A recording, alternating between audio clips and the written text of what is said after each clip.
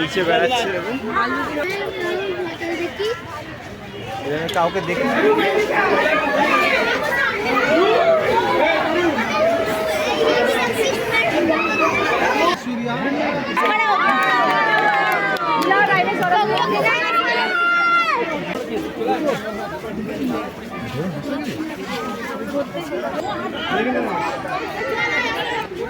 এই হচ্ছে ফাদার বলো যাই যাই যাই যাই যাই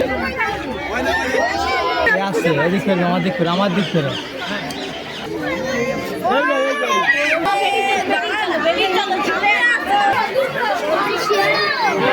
হ্যালো বন্ধুরা, মণ্ডল লাইফস্টাইল চ্যানেলে আপনাদের সকলকে স্বাগত জানিয়ে আমি ইজারুল মণ্ডল একটি নতুন ভিডিও শুরু করতে চলেছি।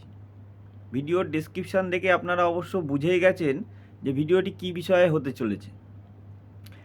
এখন যেহেতু শীতকাল, আর শীতকালে কার না ঘুরতে বেশি ভালো লাগে, তাই তো আজকে আমি চলে এসেছি আমার ফ্যামিলি নিয়ে কলকাতার আলিপুর চিড়িয়াখানায়।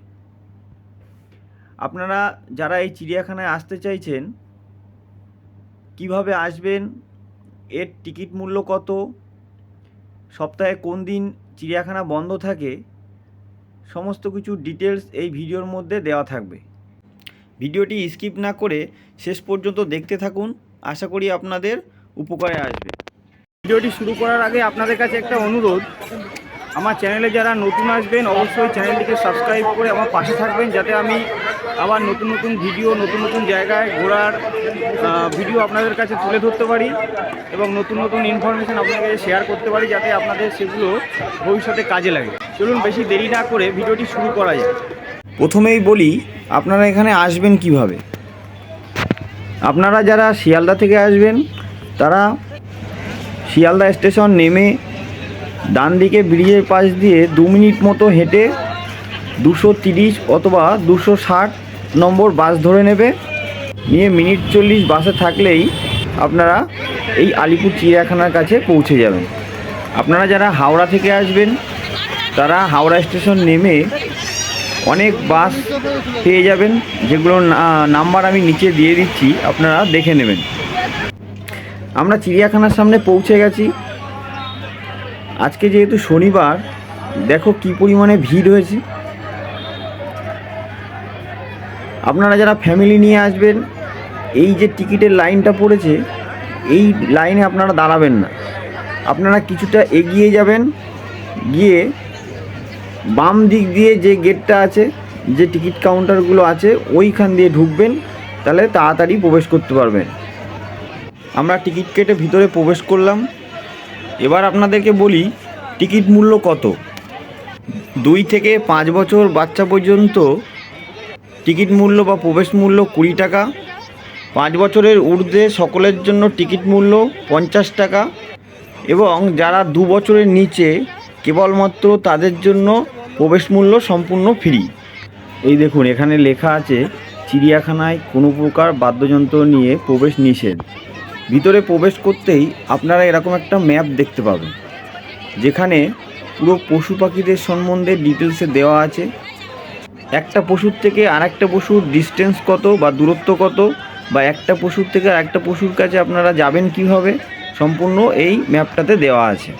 আপনারা পারলে এর একটা ছবি তুলে রাখবেন, যাতে করে কোনো পশু খুঁজে না পেলে ম্যাপ দেখে নিতে পারেন। সামনে আগাতেই দেখলাম এরকম স্কুল থেকে বাচ্চাদের নিয়ে আসা হয়েছে চিড়িয়াখানা ঘুরতে। দেখুন বাচ্চারা সব একসঙ্গে কত সুন্দর বসে আছে, সব খেলা করছে কেউ। আমরাও ছোটোবেলায় এরকম স্কুল থেকে একবার এসেছিলাম। আমি যতবারই চিড়িয়াখানা এসেছি ততবারই বনের রাজা বাঘ মামাকে দেখেই শুরু করেছি, আর এবারও তাই মনস্থির করলাম বাঘ মামাকে দেখেই শুরু করব। বাঘের খাঁচার কাছে পৌঁছে গেলাম। ওই দেখো বাঘ মামা আমাদের কাছে আসছে। ওয়াও, ওই দেখো,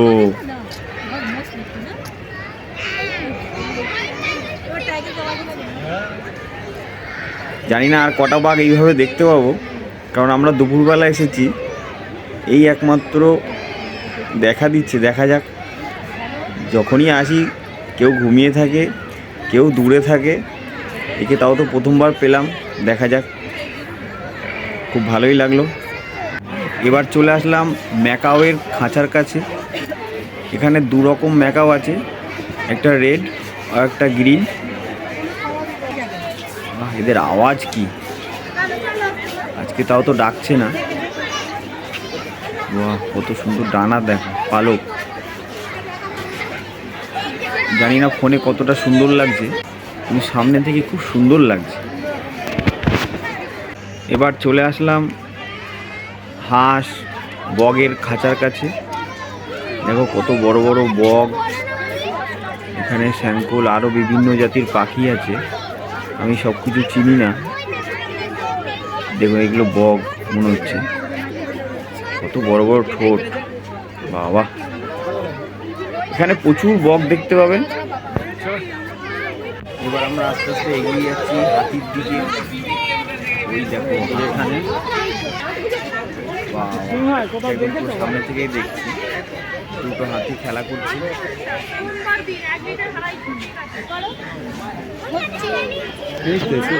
আমি যখনই আসি তখনই দেখি যে হাতিরা মাটি নিয়ে খেলা করে, মাটি নিয়ে গায়ে ছুটবে, পিঠে ছুটবে, খুব ভালো লাগে। দেখো মুখে করে মাটি নিয়ে কেমন খেলা করছে। ও এবার দেখো একসঙ্গে জোড়া হাতি কিভাবে এগিয়ে চলেছে, দেখো। ও সেই লাগছে, এরকম দেখলে পয়সা উসুল হয়ে যায়। এমনি তো চিড়িয়াখানায় আসলে ম্যাক্সিমাম পশু, কুমির তো সারা জীবন শুয়েই থাকে, ওর কোনো নড়াচড়া দেখি না। এগুলো তবু একটু দেখছি, ভালো লাগছে বেশ। আসতে আবার ইচ্ছা হবে সবার। এখানেও কিছু পাখি রাখা আছে, বেশ ভালোই লাগছে দেখতে। একটা সাদা কালার, একটা নীল কালার। চিড়িয়াখানায় এরকম পাখি আপনারা অনেক দেখতে পাবেন। সব কিছু ভিডিওতে আনতে গেলে ভিডিওটি অনেক বড় হয়ে যাবে, তাই যতটা পারছি দেখানোর চেষ্টা করছি। এখানে দুরকম ময়ূর রাখা আছে, একটা সাদা আর একটা সবুজ নীল কালার। খুব ভালো লাগছে। পাখনাটা আরও মেললে, ডানাটা মেলে ধরলে আরও বেশি ভালো লাগে। এবার চলে আসলাম সিংহর খাঁচার কাছে। খাঁচা তো না, মানে এটা একটা ওদের থাকার জায়গা। সিংহটাকে তো দেখাই যাচ্ছে না, ওই যে সিংহীটা শুয়ে আছে। গত বছর যখন এসেছিলাম সিংহটাকে একদম সামনে থেকেই দেখেছিলাম, কিন্তু এবারে ভাগ্য খারাপ, দেখা হলো না। যেহেতু বনের রাজা, দেখা হলে সামনে থেকে খুব ভালো লাগতো। আমরা এবার উট পাখির খাঁচার কাছে চলে আসলাম। এই দেখো অনেকগুলো উট পাখি আছে। এরকম নড়াচড়া করলে, একটু চলাফেরা করলে দেখতে বেশ ভালো লাগে। খুব সুন্দর লাগছে তিনটে।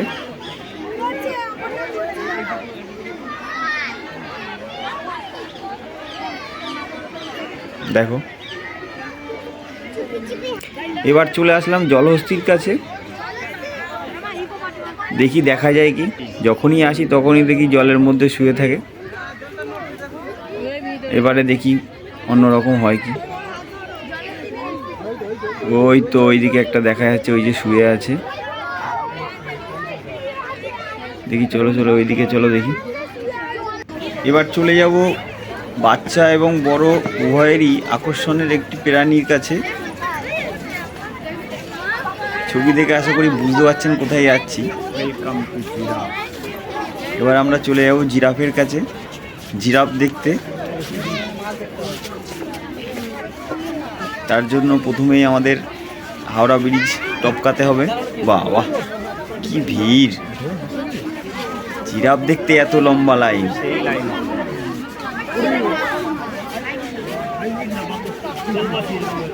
এখানে পুকুরে বেশ মাছ খেলা করছে। জিরাফের এখান থেকে কত ভিড় দেখো।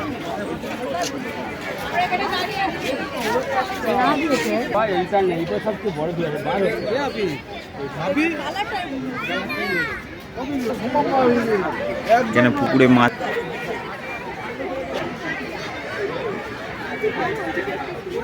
এই হচ্ছে ফাদার মনে হয়, এটা হচ্ছে এই তো ওরে ভারী চেয়ার দেখতে পাচ্ছ না? এখানে দুটো ছেলে আছে, ওই যেটা ঢুকছে ওটাও ছেলে, এইটাও ছেলে। এই দেখো এই জিরাফটা হিসু করছে। এবার চলে আসলাম অন্য আরেকটি ময়ূরের খাঁচার সামনে। ওয়াও, এই দেখো পাখা মেলে দাঁড়িয়ে আছে। ময়ূরের এই দৃশ্যটা দেখতে কার না ভালো লাগে, খুব সুন্দর একটা দৃশ্য, ওয়ান্ডারফুল।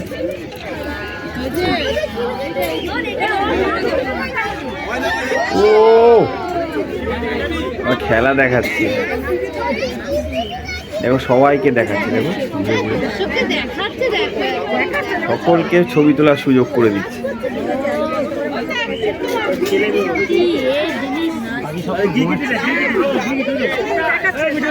এদিকে গিরগিটির দুপুরের খাওয়ার টাইম হয়ে গেছে, ও খাওয়া শুরু করে দিয়েছে।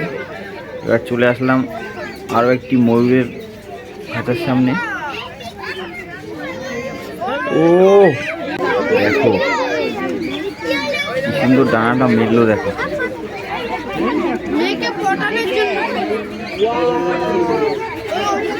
এবার চলে আসলাম অন্য আরেকটি বাঘের খাঁচার সামনে। এটা সাদা কালো বাঘ। দেখো এর আগে যখন এসেছিলাম এখানে একটা লাল বাঘ রাখা থাকতো, রয়্যাল বেঙ্গল। এবারে দেখছি এটা সাদা কালো বাঘ, বড় আছে বাঘটা। বাকি দুটো খাঁচা তো ফাঁকাই আছে।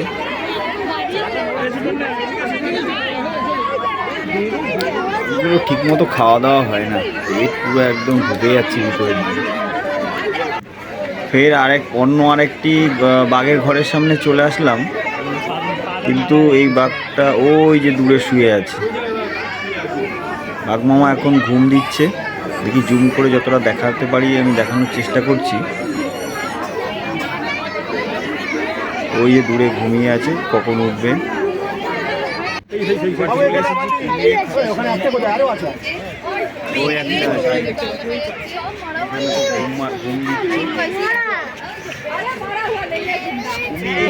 গত বছর যখন এসেছিলাম তখন নড়াচড়া করছিল, কিন্তু পুরো স্ট্যাচু হয়ে গেছে।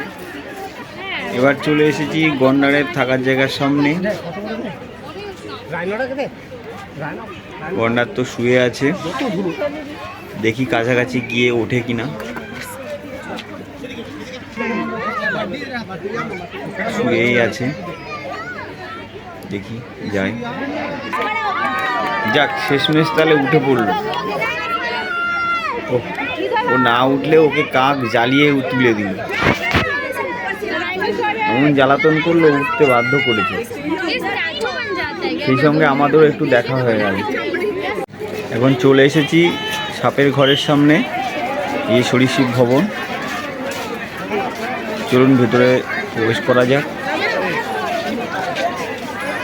কি সাপ এখনো আছে দেখা যাক, নতুন কিছু এসেছে কি। ওই দেখো সাপটা কীভাবে দেয়াল দিয়ে উপরের দিকে উঠছে, বাইরে পালানোর চেষ্টা করছে।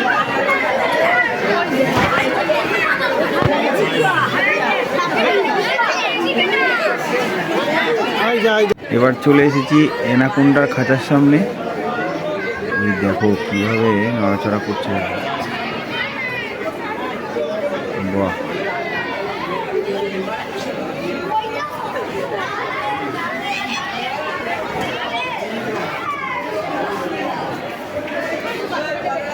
এরকম থাকলে মনে হয় যে না, এরা সব জ্যান্ত আছে। দেখো চিড়িয়াখানায় এসে সব সময় সব প্রাণীকেই যে সামনে থেকে দেখতে পাবে বা সব প্রাণীকে সব পশুকেই যে নড়াচড়া করতে দেখবে, এটা কিন্তু না। কারণ আমরা সুন্দরবন ঘুরতে গেলেও সব প্রাণীকে কাছ থেকে কিন্তু দেখতে পাই না, কিন্তু অনেক টাকা খরচা হয়ে যায়। আর ওদেরও তো একটু রেস্টের প্রয়োজন আছে নাকি। আমরা যেহেতু দুপুরবেলা এসেছি, সেহেতু আমরা বেশিরভাগ পশুদেরকেই আমরা মানে রেস্ট নিতে দেখছি। যেমন বাঘ তো দু একটা বাঘ, প্রথম যে বাঘটাকে দেখেছিলাম সেই বাঘটা হয়তো যাওয়ার সামনে এসেছিলো। বাকি বাঘগুলো তো আর দেখতেই পেলাম না। কুমির তো সারা জীবনই ওই গাল হা করে কেউ শুয়ে থাকে, কেউ এমনি শুয়ে স্ট্যাচুর মতো হয়ে থাকে। যাক, এটা কিছু ভাবার নেই, এটা হতেই পারে। এবার আমরা চলে আসছি হরিণের খাঁচার দিকে। দেখো কত হরিণ। চিড়িয়াখানায় প্রচুর হরিণ আছে। দেখো সবগুলো দেখাচ্ছি না, কিছু কিছু হরিণ দেখাচ্ছি তোমাদেরকে।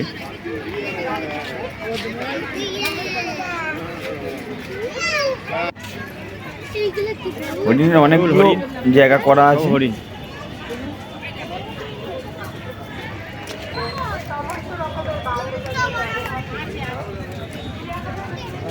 কিছু কিছু হরিণের চেহারা একদম পুরো রুগ্ন হয়ে গেছে, মতো খাওয়া দাওয়া হয় না হয়তো, বা শরীরের প্রবলেম হতে পারে। এবার চিড়িয়াখানায় এই প্রাণীটাকে নতুন দেখলাম, মালায়ান টাপিড। প্রাণীটা ঘুমিয়ে আছে, জেগে থাকলে একটু ভালো লাগতো দেখতে। এটা হচ্ছে মিষ্টি জলের কুমির। দেখো কতগুলো ছোট ছোট কুমির।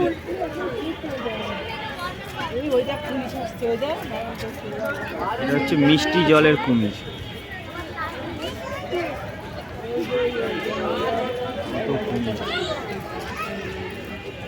এবার পৌঁছে গেছি কচ্ছপের ডেরায়। দেখো কচ্ছপটা কত বড় হবে। এটা অনেক দিনের বয়স্ক কচ্ছপ আছে। দেখো জুম করে যতটা পারছি দেখাচ্ছি, কত বড়। ফোনে হয়তো বোঝা যাচ্ছে না, কিন্তু সামনে থেকে আপনারা দেখলে বুঝতে পারবেন অনেকটাই বড় কচ্ছপ। ব্ল্যাক অ্যান্ড হোয়াইট লেমুর পাশেই দেখো।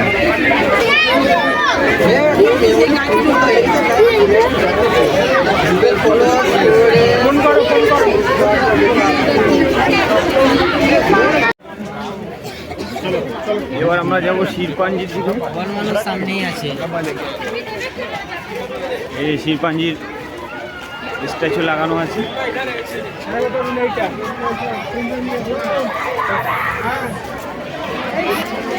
দেখি শিরপাঞ্জির সামনে থেকে দেখা যায় তো, মজা ভিড়।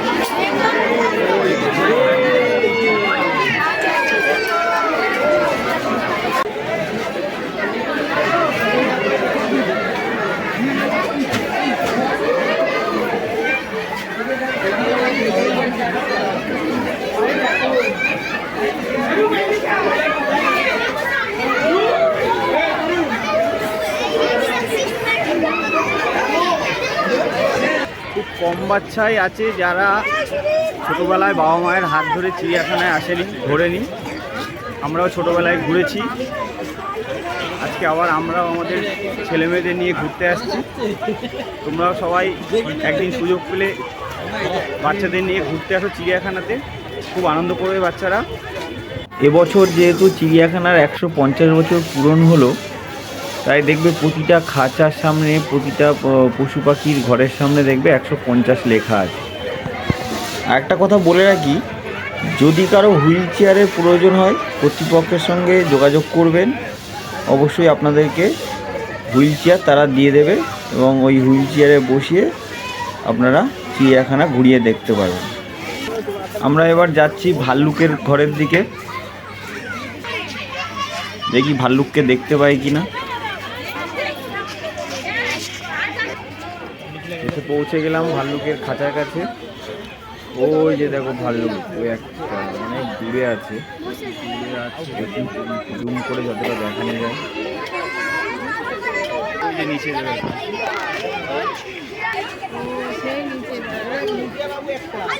এরা নিচে বেড়াচ্ছে।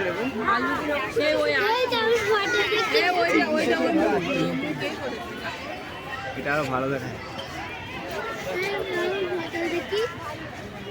কাউকে দেখতে দেবে না বলে নিচের দিকে দিচ্ছে। এবার শেষে আমরা চলে আসলাম জেব্রার ঘরের এখানে। দেখো জেব্রাগুলো ঘুরে ঘুরে ঘাস খাচ্ছে, ঘুরে বেড়াচ্ছে। গত বছর আরো অনেক বেশি দেখেছিলাম, এবার তো 3টে আছে দেখছি। যাই হোক, খুব ভালো লাগলো। যতটা পেরেছি আপনাদের কাছে তুলে ধরার চেষ্টা করেছি।